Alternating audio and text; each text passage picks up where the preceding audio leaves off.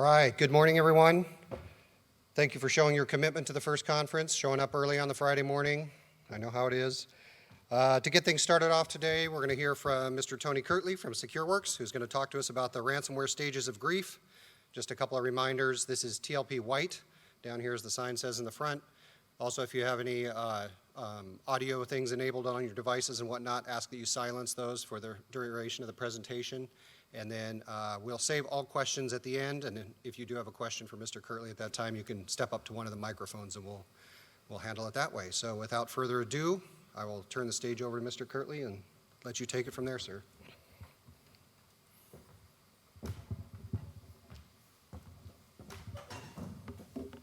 Thanks, Josh.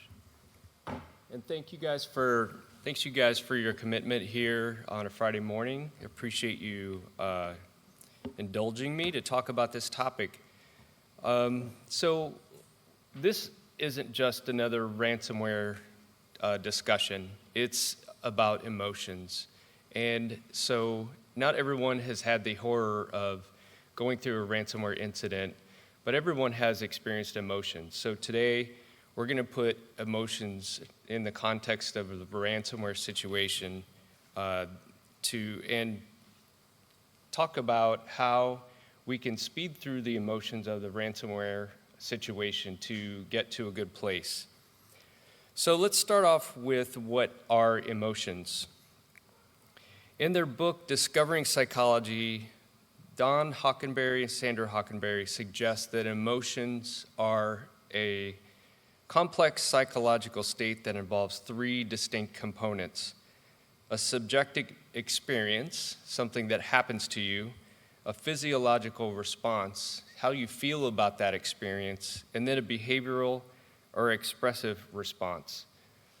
So let's talk about how emotions affect memory. Many of you can remember memorable events that have happened in your life. I distinctly remember the day of the birth of my first child.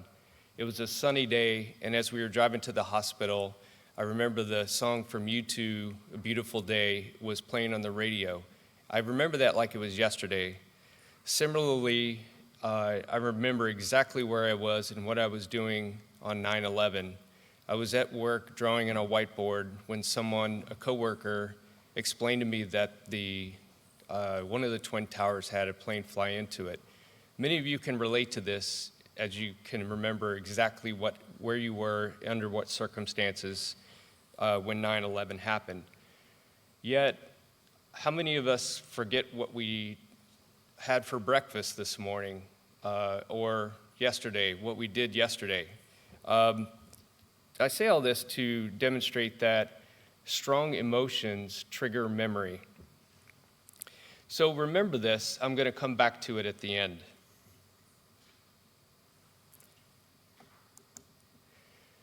So let me set the stage here a little bit. You are a CIO of a multinational manufacturing company. On a Saturday morning, your director of infrastructure wakes you up with a phone call saying that many of your systems across the world have been encrypted. Your ERP system, your key production systems, even your file servers have been encrypted. Employees can't get to the things that they need to do their jobs, and your company stands to lose millions per day until you can recover from this situation. You may even have customers that walk away from the situation if you can't recover quickly. So what are the feelings that you experience receiving that phone call? You might think, how did this happen? How did we let this happen to us? What am I going to tell the board and the executive team about, getting into this situation? I've never been through this before, so how do I even organize a response? How do I rally my team to respond to this? Am I going to have a job when this is over? So that's a very emotional response and question that a CIO might ask themselves. And then lastly, I think I'm going to be sick, or I think I'm going to have a panic attack. Truthfully, the truth is that person unless they've been through the situation before, doesn't know what to expect. But put it in the context of the incident response lifecycle, they can expect that containment is going to be measured in hours or days. Hours on the positive side and days on the negative side. Eviction or eradication is measured in days, but recovery is measured in weeks. And a lot of companies who fall victim to ransomware don't realize that it is a long process. You can't recover by the weekend to get back into business by Monday. So in this situation, when we get called at the SecureWorks IR team, we send an incident commander to on-site if possible, but in the initial discussion with the victim, we do a few things. We have a few objectives. First is to calm the situation, calm the person down, the people down that we're speaking to, explain the process that we're going to go through to help them through the situation, set expectations on how long it's going to take and what it's going to take, what level of effort to recover, and give them confidence that we have done this before, we know what we're doing, and we're going to get them through this. We got their back. All of this helps with the situation and get off to the right start, but it doesn't take away the emotions. Victims often face multiple levels of extortion in ransomware. We all know about the encryption, the data breach, but oftentimes we have other forms of extortion in the form of the threat actor threatening to make public the situation to the press, to the employees of the company, and to the customers of the victim. So I have an audio clip that demonstrates this. This is from an actual ransomware engagement that my team led. And in it, the threat actor is leaving a voicemail for the CEO of the victim company. And there's some blank parts in the audio clip. That's where we redacted the details from the victim company. So have a listen. Hello, my name is Michael, and I'm from Hacker Group. Recently, we hacked your servers, and right now we have over 100 gigabytes of your sensitive data. We will keep silent, and for now, no one will know about this leak from your company until we will finish our negotiations. We don't want to harm your business no more. We don't want you to lose money, to make reputation losses, or something else. Our aim is to get some benefits from you, some payment which will be affordable. And you can get your data back within 1 day with us. And as a bonus, we will provide a backdoor defense so no one could ever hack you again. In case of your refusal to cooperate, we will run a great damage to your business. You will lose 10 times more in courts due to violation of the laws and GDPR and your partner's data leak. We will inform your employees, your partners and clients, government and media about this leak from your company. If you will go to police or FBI, they will never pay for your losses. But you will have one, and not even one. As I said, we don't want that to happen. That's not our aim. So let's get to negotiations. In order to start negotiations with us, there is only one option. 2 steps. First step, go to your server, take your IT guy and go to your server and find any folder you can open. Open any of those folders, and there you will see a file with TXT. That's a text file. It's not a hack tool. We already have what we wanted to have, so just open this file and you will see instruction. There will be a link to a special Tor browser chat and your ID in that chat. So you need to go to that link and type and paste your ID, and there you will see a chat in Tor browser. type there hello or anything else, and you will get response soon from us. So we are waiting for you in the chat. Goodbye. Thank you, Michael. I'll be waiting for that backdoor protection so that we're never hacked again.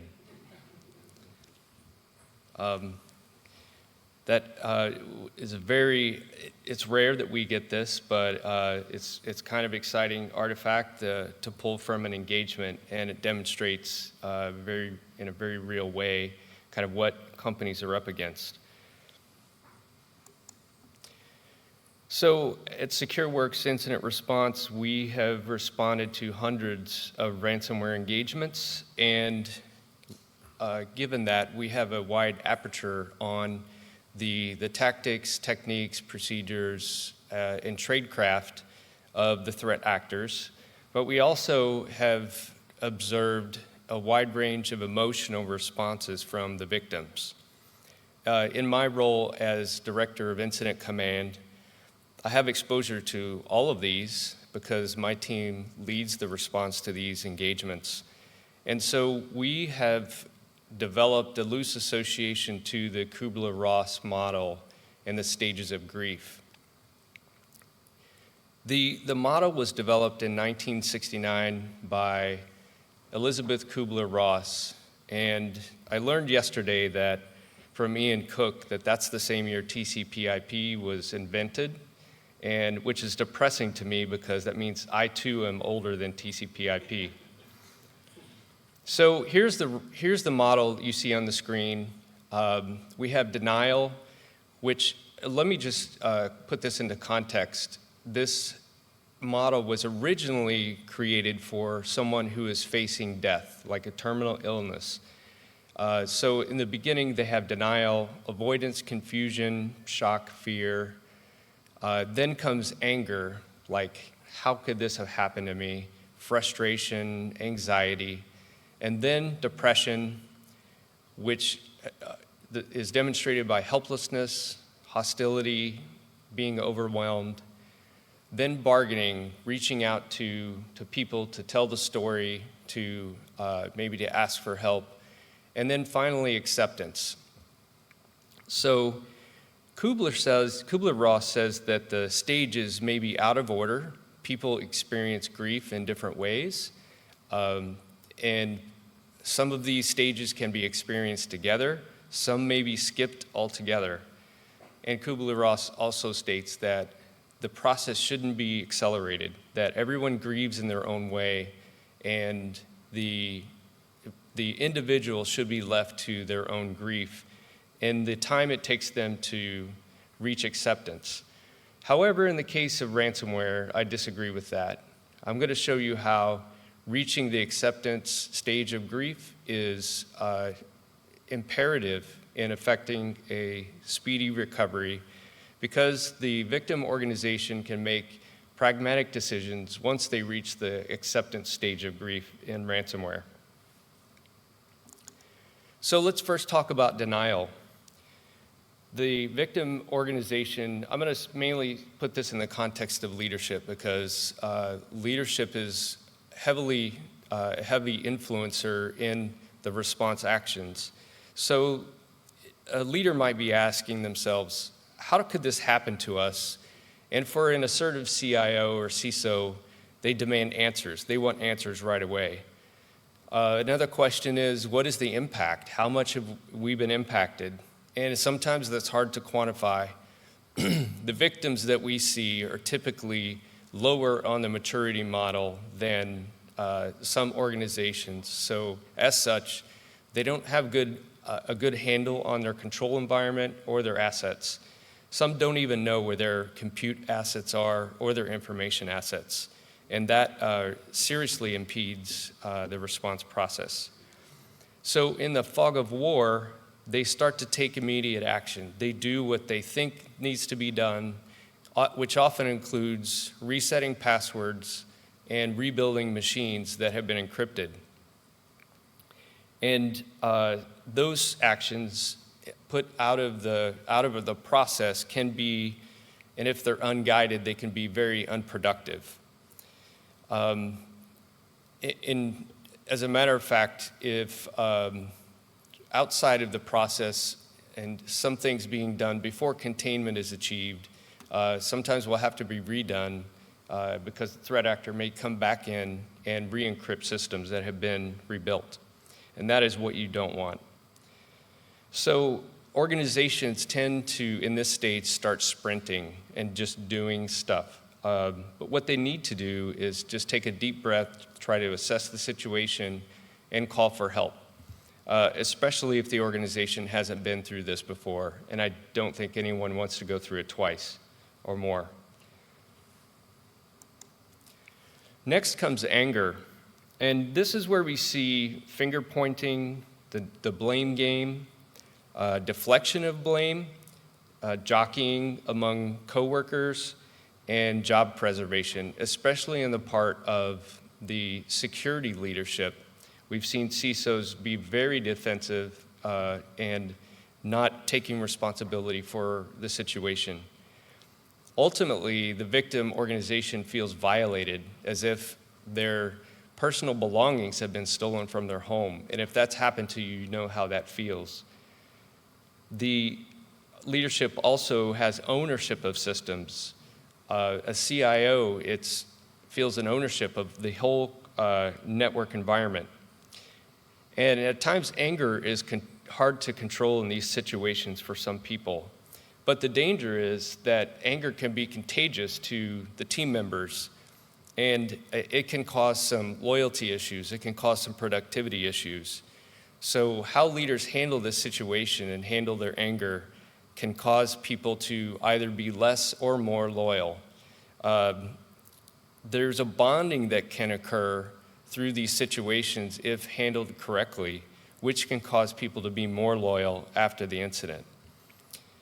So many of you have participated in lessons learned exercises, and part of that is having a nameless, blameless environment so that everyone can share what they know freely and not be worried about repercussions. So leaders in this ransomware situation should squash any talk of blame among the staff, because ultimately the workers are grieving about this too. Next comes depression. This might happen when root cause is obtained in the investigation. An administrator may realize, oh, this is my fault because I didn't implement a control effectively, or something I did caused the threat actor to get in and encrypt our systems. They might have a feeling that they're going to get fired. And they may just think, I should give up now. This is all my fault. I'm done in my career. It can also happen when things go wrong, when you have a setback in the response. Maybe there's a dependency that someone forgot about that needs to be implemented before platforms and operating systems can be rebuilt. Also, depression can be accompanied by anger. We often see these two things go together. It's a natural response when you feel like anguish and despair. Sometimes some people respond by turning to anger and take it out on the staff. When this happens, this is where the professionals need to step up. And by professionals, I mean the consultants that are used to dealing with this situation. I've had to pull a CISO or an IT director aside and say, this is starting to look, like a bad environment, a bad culture. We need to start to institute a culture of reassurance and to turn around the productivity. Because ultimately, everybody is a critical part of the team.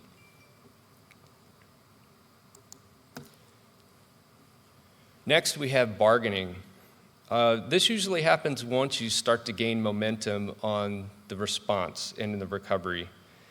The CIO or CISO wants to do a hard push and bargains with their staff. If we could just put the pedal to the metal, we can get through this more quickly.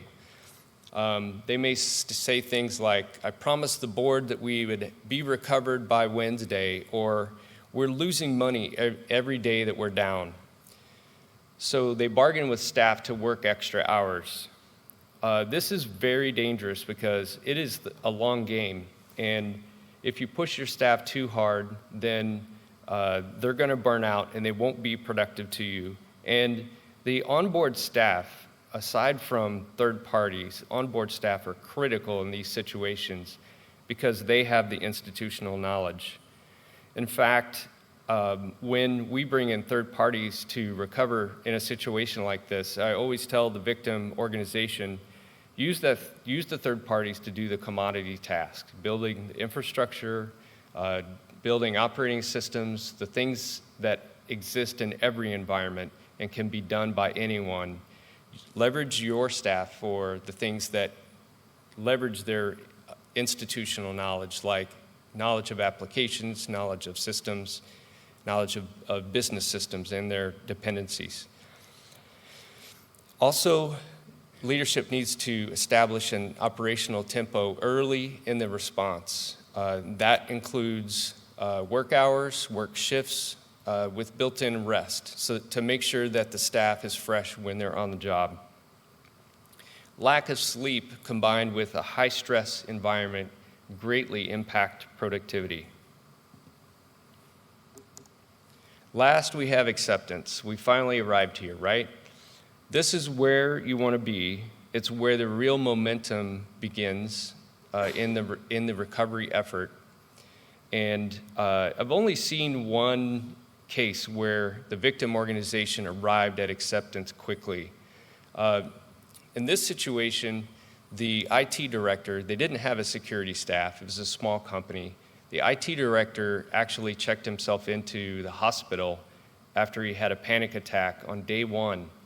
I arrived on site on day 2 and reported to the CFO, who the IT director reported to. He could barely spell IT, and so he turned to me and said, give me what I need to get through this. So he gave me implicit trust and basically a blank check.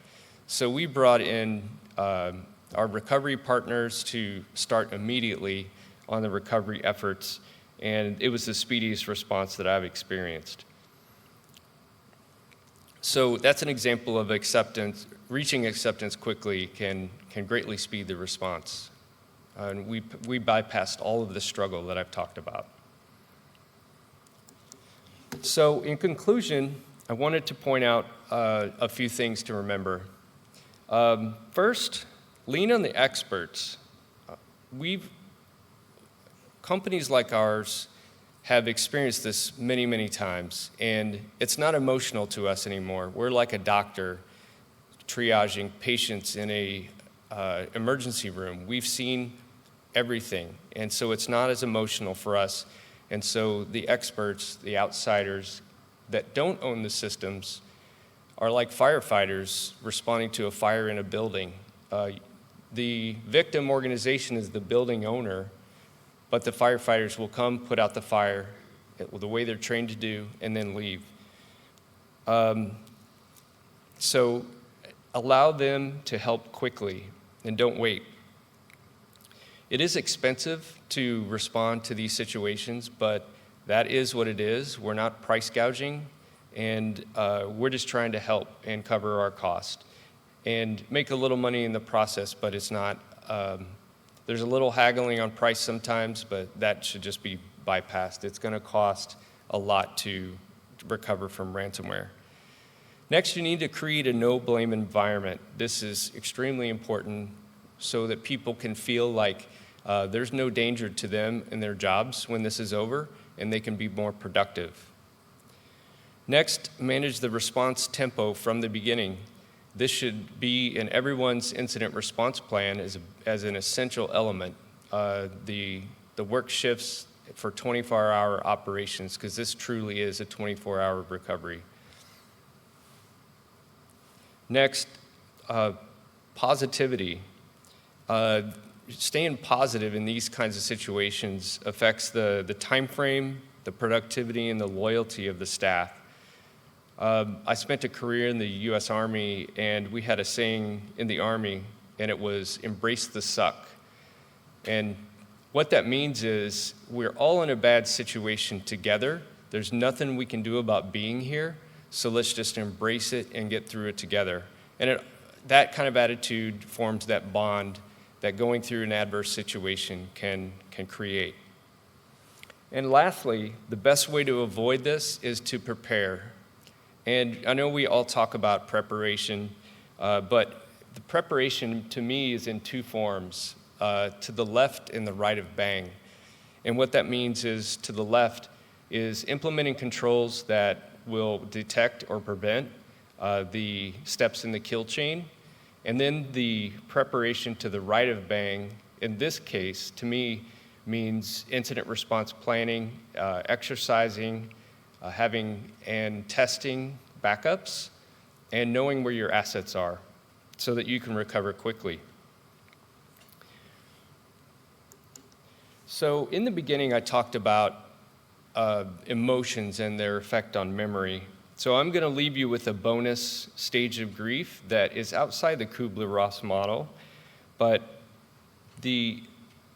there is a man, David Kessler, who co-authored some books with Elizabeth Kubler-Ross. He wrote a book in 2019 called The Sixth Stage of Grief, and it is called Finding Meaning. So how do we find meaning in having gone through a ransomware incident? Well, to me, it's simple. It is using the emotional experience that everyone has gone through all the way up to the board to make improvements to the security environment. Many of you have heard the saying, never let a good incident go to waste. I use that all the time. It is so true, especially in the emotional incident like ransomware. So that's all I have for you today. Thank you for indulging me in talking about this topic, and I'll take any questions now.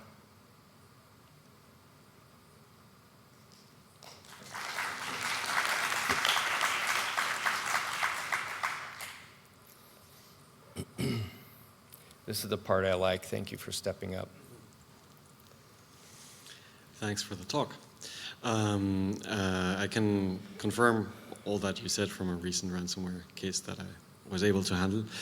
But in your experience, what's the time frame for the different stages? Sort of average, or from stage 1 till 6 maybe, yeah. So as I mentioned, there's one case where I saw an expedited beeline to the acceptance stage. That was immediate. We don't normally see that. But like all things, it greatly varies depending on the culture of the organization, the size, even the geographic distribution. If there is, in another extreme case, a very large multinational manufacturing company, in those environments, there is a higher emphasis on the hierarchy of the organization, and things move much more slowly, and the culture is really set at the top. There's very authoritative management style, and so that would be the other end of the spectrum. But it all depends on the leadership. The leaders can set the tone immediately in those situations, and it can, even in large organizations, make for a very rapid response. So I don't have a good answer for you. The stages, we try to get the victim to the acceptance stage immediately. Like I said in the first conversation, we're trying to set expectations so that they can have a picture of what the total response looks like. And that usually helps a great deal in getting them to acceptance, but there's still some doubt. Being an outsider, especially if we haven't ever worked with that victim before. And so it just depends on some personalities and leadership. Maybe in addition to my question, because you made the really good comparison to doctors, the emergency room. Medicine also over the centuries developed to create statistics, and since you seem to be treating lots of patients, right? It would be really interesting to have some statistics per ransomware family or operator, like how long it took in average. I don't know, do you go in that direction or so? Because that would be very valuable to share with the community and the experience. And for the business leaders.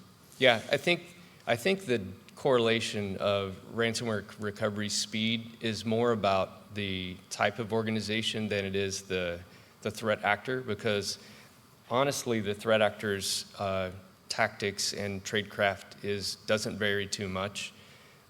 So in general, I gave some impression about the different phases and how long they take. We usually see containment within a day or two, depending on the victim organization's capabilities to affect that. And it does largely depend on the victim's capabilities. Recovery I've seen in as little as a week or two, or as long as 4 months. A large part of that was doing the password reset for 80,000 accounts. So it just depends on a lot of things. Thank you. Thanks for the question. Thank you for your talk. How do you see victims and clients of yours handling the containment decisions in situations where the attacker didn't have the imminent end effect, the impact, but you see that the impact is rather coming because you already know the attacker has full access to the domain controllers and established C2 communications? How do you see the clients working in those situations? Thank you. Thanks for the question. Containment is, there's several options for containment. It depends on a few things. And we have different recommendations depending on the outcome of those factors. The first factor is the victim's ability to segment their network. And if they have a great ability and hardware to do so, then we will direct them to set up a kind of a red, amber, green networks. The red being the compromise, the amber being the staging and cleaning and tooling, and then the green being the sanitized network. The opposite end of that spectrum is restoring everything in place in a fully isolated state. And so you gotta contain the threat actor before you start recovery. You can't allow them to have access to the systems. And so in the case of that full containment, we usually recommend that if the victim is fully impacted, everything is encrypted. There's no services operating anyway, so what good is an internet connection? So you isolate, rebuild in place, making sure that you're doing all of the eviction actions before services are opened back up to the internet. Thank you. Hi, thank you. Andrew Cormack from JISC. I'm intrigued by the idea that the quickest getting to acceptance, and I hope I'm not misrepresenting it, was from the person who knew they knew nothing. That's right. That feels like there's then a bit of a risk for the organization that has prepared but has still got caught, that they're going to make, this is going to be amplified because my preparations didn't work. And it struck me there's some really interesting, management is wrong, but communications around, yes, what you did is really good, that's going to help. And again, it's not your fault. So whether the little knowledge might actually make things worse. Well, it's intriguing. Again, in this case, it wasn't that the person lacked knowledge, but it was rather their attitude towards the third party, us helping them, and the trust that he placed on us. I've seen CISOs with the same attitude. They're like, I know I don't know everything. I know that there's going to be gaps in my response plan, but you, Mr. Expert, I'm paying you to help us, and I expect you to know the pitfalls that we can fall into, and so I'm trusting you to help us through this. Conversely, I've seen CISOs that think they know how to do this, and so they marginalize the expert, and we have to play in those situations too, even though we know in the back of our mind to try to communicate as best we can that, you know, this is the way you should be affecting the response. Yeah. So it's more about attitude than it is knowledge. Okay, yeah, thank you. Uh-oh. Can I ask a question? This is my boss, everybody. In the fire service, you know, we have for interior firefighter training, we like to do live fire exercises. You find a house that's going to be torn down, you set it on fire, you have the firefighters come. You experience it's as realistic as possible because it is real. Sounds like a lot of fun. Yeah. So to experience, my experience in exercises is it's never real enough to experience these emotions. Do you have any thoughts? Is it possible to construct an exercise which tests these emotions, or really the only way to experience these emotions to actually go through a real ransomware case itself? Fascinating question. And in the beginning of my career at SecureWorks, starting 7 years ago, I used to do exercises for a living. And one of the things that we made sure to do in those exercises is to make the scenario as real as possible. And what that meant was taking elements of the environment, usernames, server names, application names, and injecting them into the scenario so that it's familiar to the participants and may conjure that emotion. As far as a live fire kind of exercise, we do exercises that we call purple team exercises, where we have an actual red team attacking the organization while a member of our IR team is evaluating the response with the organization's blue team. And I've never been in a situation, I don't think, or seen a situation where we've done that with ransomware. You almost have to have a lab that you're encrypting and testing the recovery actions that way. But it's a good point that the more realistic exercises are, the more emotions that they conjure up, and it makes it more realistic when people can feel the emotion associated with the actions. Thanks for the question, Jeff. Again, thanks everybody. I appreciate your attention.